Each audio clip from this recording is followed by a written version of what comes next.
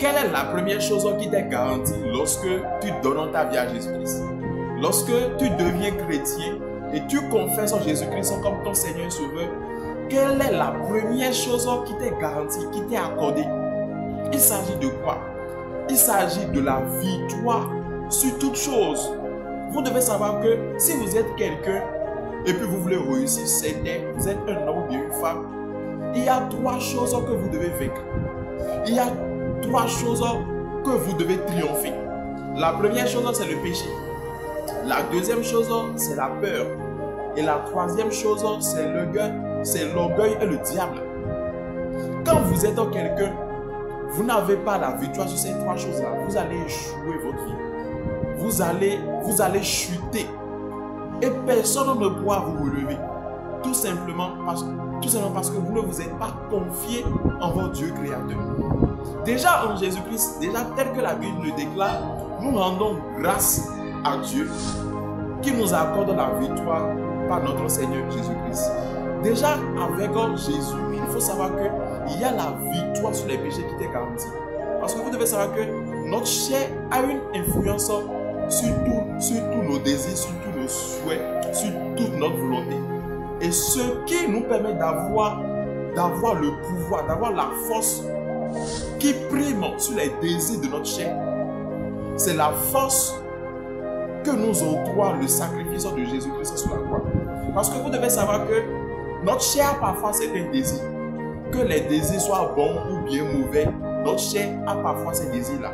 Mais lorsque les désirs sont mauvais, et puis tu n'as pas cette énergie spirituelle-là de dompter les désirs de ta chair, il faut savoir que ça va t'induire en erreur.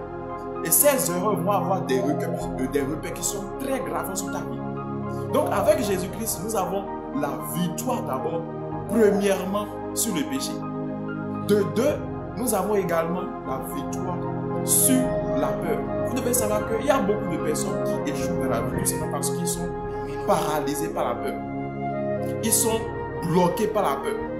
Il faut savoir que lorsque tu es bloqué par la peur dans notre monde, tu ne peux aller nulle part. Tu ne peux aller nulle part. Et déjà dans Jean 16, verset 33, la Bible nous déclare au travers de la parole de Jésus-Christ: prenez courage, j'ai vaincu le monde. Prenez courage, en fait, j'ai vaincu le monde.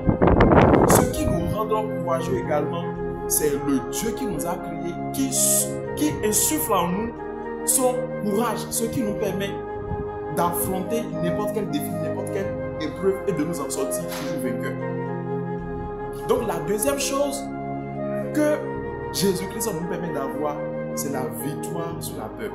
Et la troisième chose, c'est la victoire sur l'orgueil et le diable. Tel que la Bible le déclare aussi dans Luc 10 au verset 19, la Bible déclare que tout pouvoir nous a été donné de marcher sur les serpents, sur les scorpions et sur toute puissance de l'ennemi, et que rien ne pourra nous nuire.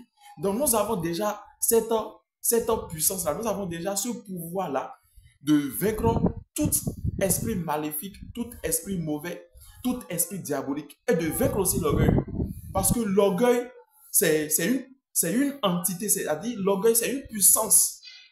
L'orgueil, c'est une puissance. Celui qui est orgueilleux se fait d'office ennemi de Dieu. Donc quand vous êtes chrétien, quand vous êtes un enfant de Dieu, vous devez être rassuré. Tout simplement parce que vous avez déjà gagné une bataille. Une bataille, ça dit, vous avez déjà gagné même la bataille avant d'être né.